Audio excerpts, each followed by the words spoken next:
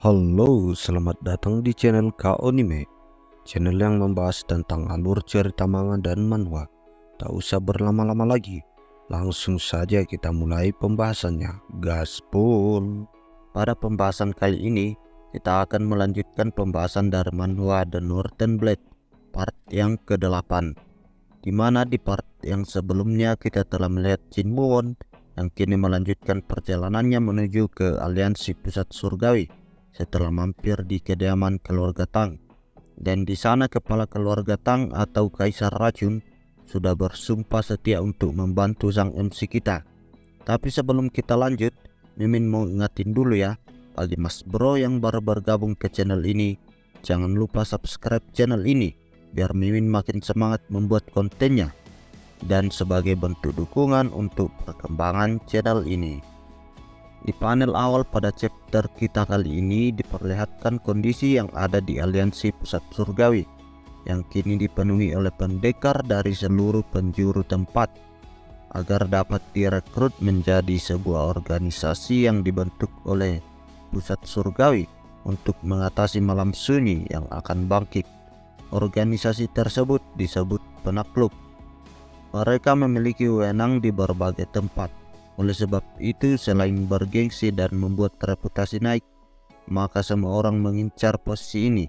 Di tempat ini para preman-preman sok keras ini dan berandalan yang kuat dari seluruh penjuru. Maka di sini juga Master Jin menuju ke pusat surgawi dan akan bergabung dengan mereka ke kerumunan ini.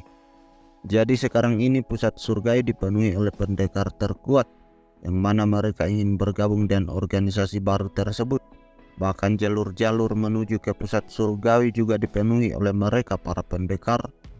Terlihat berkumpul di pusat-pusat nongkrong. Jadi di suatu tempat seperti di bar, sekelompok orang melihat ada seorang wanita yang cukup bening.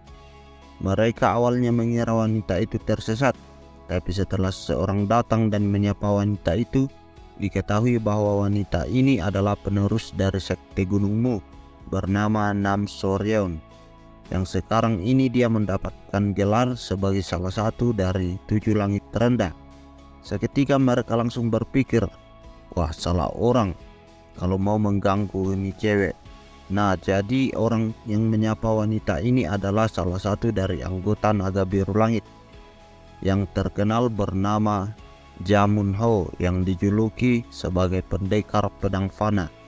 Dia membujuk si wanita untuk ikut bergabung dengannya, tapi karena si wanita ini ingin menolak ajakannya, juga kebetulan kelompok jin yang masuk ke dalam tempat minum-minum tersebut, wanita ini pun berpura-pura sudah bergabung dengan kelompok lain bernama kelompok Suryon, yang mana itu adalah kelompok kecil yang dia manfaatkan. Kelompok jin sebagai dramanya, si pemuda dari Naga Biru Langit itu sangat kesal mengetahui Namso ini lebih memilih sampah dari kelompok jin itu. Setelah dia sok kenal dengan kelompok jin, dia pun meminta maaf kepada semuanya. Dia harus melakukan itu karena terpaksa. Tidak lama Paman Tang ingin pergi ke toilet, tapi dia tersenggol oleh 2 orang botak yang membuatnya tersungkur ke tanah.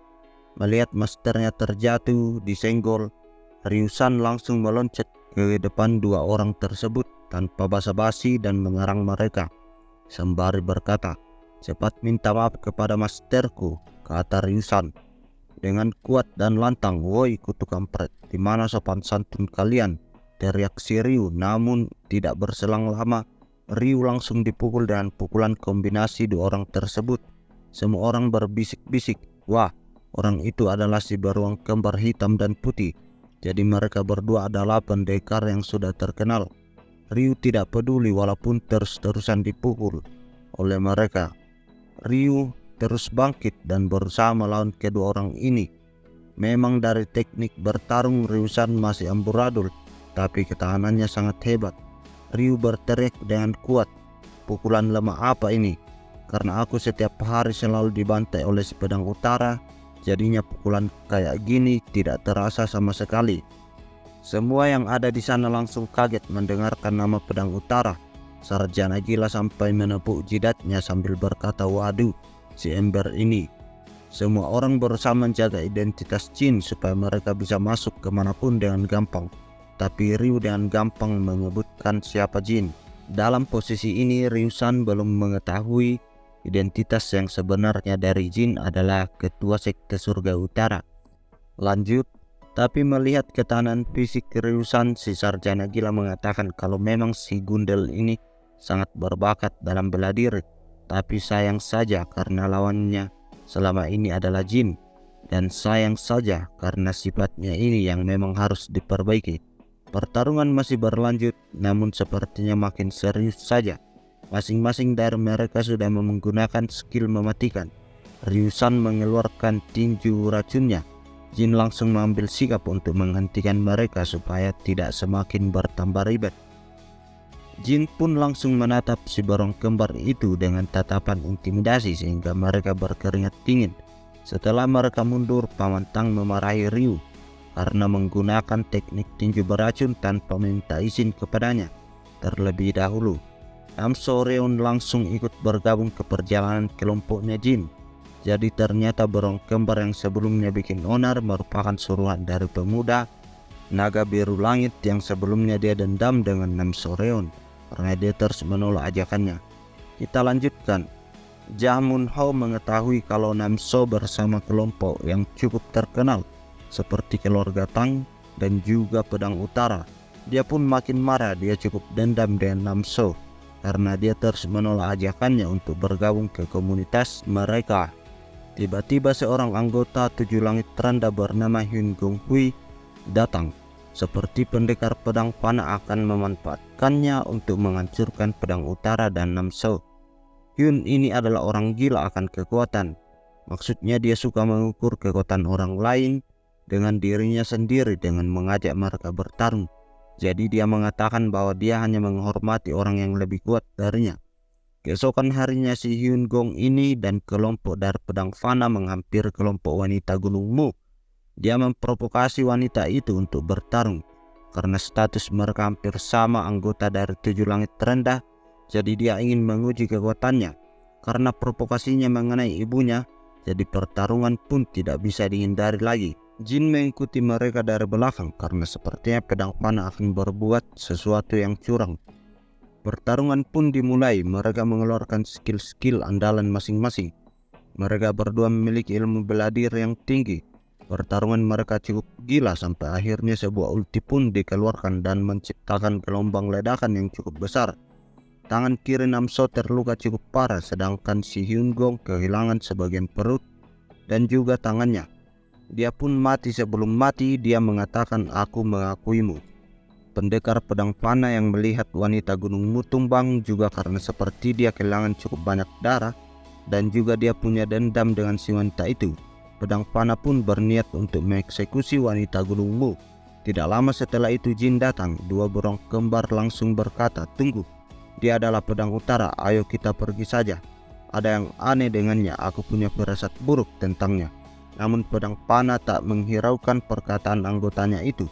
Dia berkata dia tidak berasal dari keluarga terkemuka dan dia tidak lebih dari pendekar pedang biasa. Memangnya seberapa kuat dia sampai kalian setakut itu? Reputasinya hanya rumor belaka. Aku Jamun Ho, pendekar pedang panah dari sekte terkemuka, sekte 3 cincin pedang. Beraninya kau mencampuri urusan komunitas naga biru langit? Minggir sana. Jin mengatakan, "Apakah ketua kalian Dam Socheon mengetahui tindakanmu ini?" "Aku mengetahui bahwa Dam Socheon adalah prajurit yang terhormat. Aku ragu apakah ini sesuai dengan keyakinannya." Pedang Fana berteriak, "Diam kau!" Seketika mereka bertiga langsung menyerang Jin bersama-sama.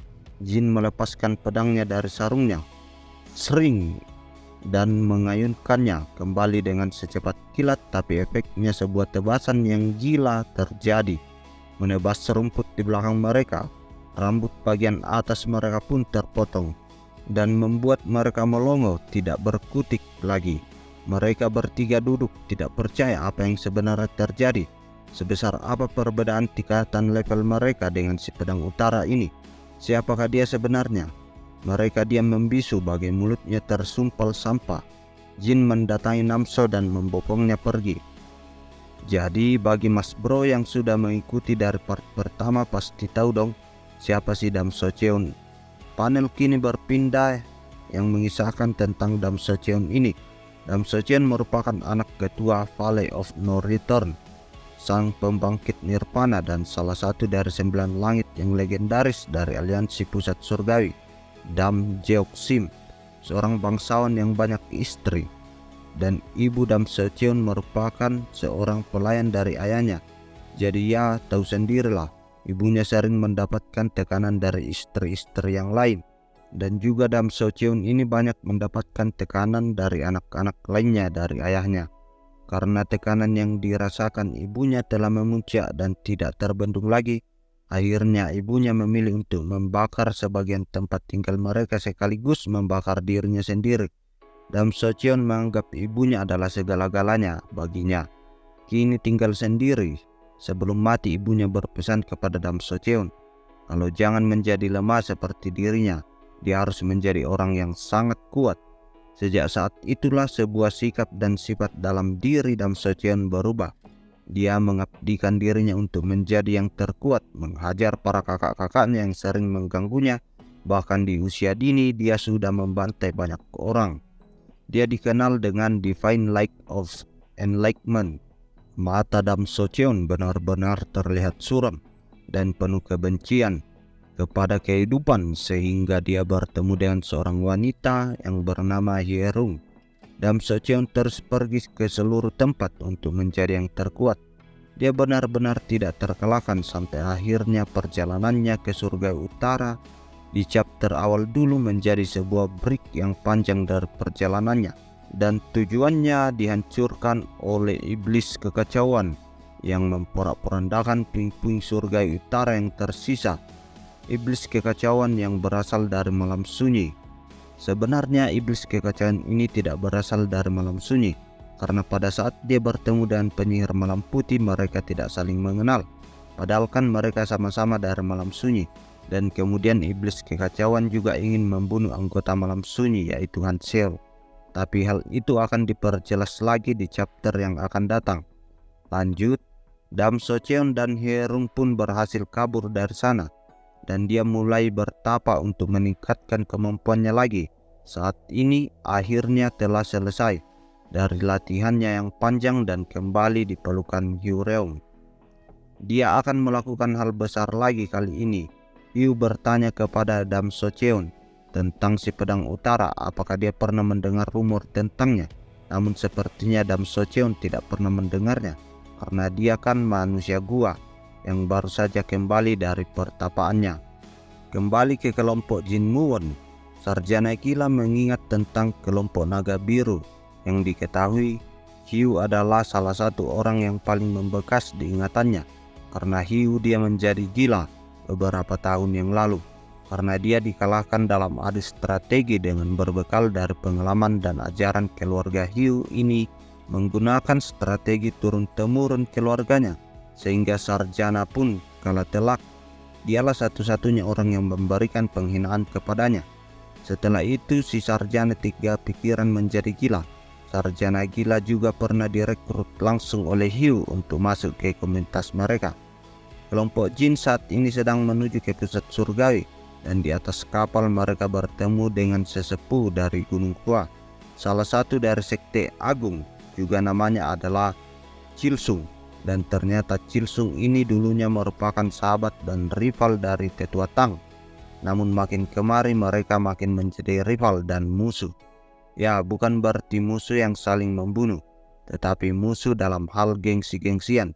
Contohnya saja saat ketemu kali ini dengan sombong Chilsung memamerkan murid-muridnya yang tampak memiliki ilmu bela diri, sedangkan dia menghina si Ryusan yang nampak lusuh dan juga lemah.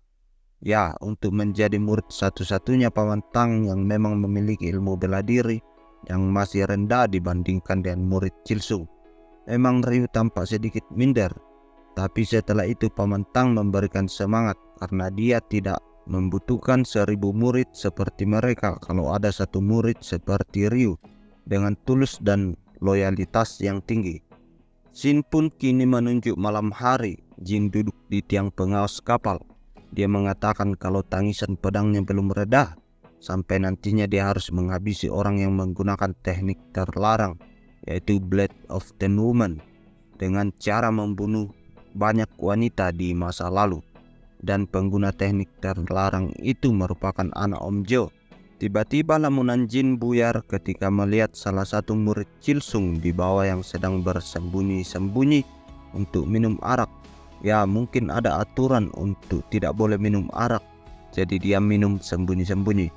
Bukan hak dia juga untuk mencampuri urusan orang lain, kata jin, dan jin pun pergi tidur. Keesokan harinya murid yang dilihat jin semalam tewas mengenaskan dari luka tubuhnya. Itu adalah luka tebasan yang fatal. Chilsung pun terkejut karena murid yang dibanggakannya itu mati mengenaskan. Jin dan Sarjana Gila memberikan komentar. Sarjana Gila mulai menganalisa kejadian. Tidak sampai semenit dia langsung bisa menyimpulkan siapa pelakunya. Dia mengatakan kalau pelakunya adalah salah satu dari murid Chilsung. Chilsung tidak langsung percaya apa yang dikatakan oleh Sarjana Gila. Namun Paman Tang mengatakan kalau dia bersumpah menjamin kredibilitas jin dan juga Sarjana Gila. Sarjana Gila mengatakan alasannya itu karena bau alkohol yang menempel pada murid yang mati itu dan bekas tebasan pada korban juga diakibatkan oleh pengguna pedang kidal. Jin menambahkan kalau malam harinya dia melihat si murid yang mati itu sedang minum alkohol dengan bau yang sangat menyengat, jadi bau alkohol itu juga menempel dengan si pelaku. Sedangkan hanya satu orang yang memiliki kedua kriteria yang tadi dia katakan. Dia bernama Mio, bukan motor Mio ya mas bro. Karena mereka merasa tidak bisa menjelaskan apapun, dia pun kabur. Ternyata pembunuhan itu sudah direncanakan selama 10 tahun dan bisa terbongkar dalam hitungan menit. Saat kabur jin menangkapnya, tapi si Mio ini malah menghancurkan dantiannya sendiri dan bunuh diri. Melihat bahwa murid yang dia banggakan mati, Chilsung pun tidak kuasa menahan rasa sedih dan amarahnya, sehingga iblis yang ada di dalam dirinya pun terbangun. Dia menjadi gila. Jin berusaha menahannya, tapi ternyata tidak cukup dengan cara biasa, sehingga jin harus mengeluarkan pedangnya. Jin menarik Chilsung dan melemparnya ke udara. Karena dengan kegilaan ini dia bisa melukai orang lain di bawah. Ketika sampai di udara, Chilsung mengeluarkan teknik Blossom, teknik ke-32, Petal of Plum Blossom. Namun lawannya adalah jin. Seketika pedang yang dipegang jin menghantam Chilsung sehingga jatuh ke dalam laut yang dalam. Ketika sadar, Chilsung bertanya kepada Paman Tang, "Bisa kau memberitahuku sesuatu tentang ini?" Dia sebelumnya memang benar-benar kehilangan kesadaran. Dengan bantuan obat dari Paman Tang, maka dia kini mulai pulih. Diketahui bahwa di dada Mio itu ada tato yang disembunyikannya. Diketahui sebenarnya setelah masuk ke Gunung Hua 10 tahun yang lalu, dia tidak pernah keluar dari sana. Jadi kemungkinan besar tato itu sudah ada di dadanya sebelum dia bergabung dengan klan mereka. Langsung menyadari kalau ada organisasi yang mengirim mereka untuk suatu tujuan, jin mengatakan kalau tato iblis berkepala dua ini mengingatkannya dengan seni terlarang Blood of the Woman. Chilsung meminta maaf kepada semuanya karena memperlihatkan sisi buruknya.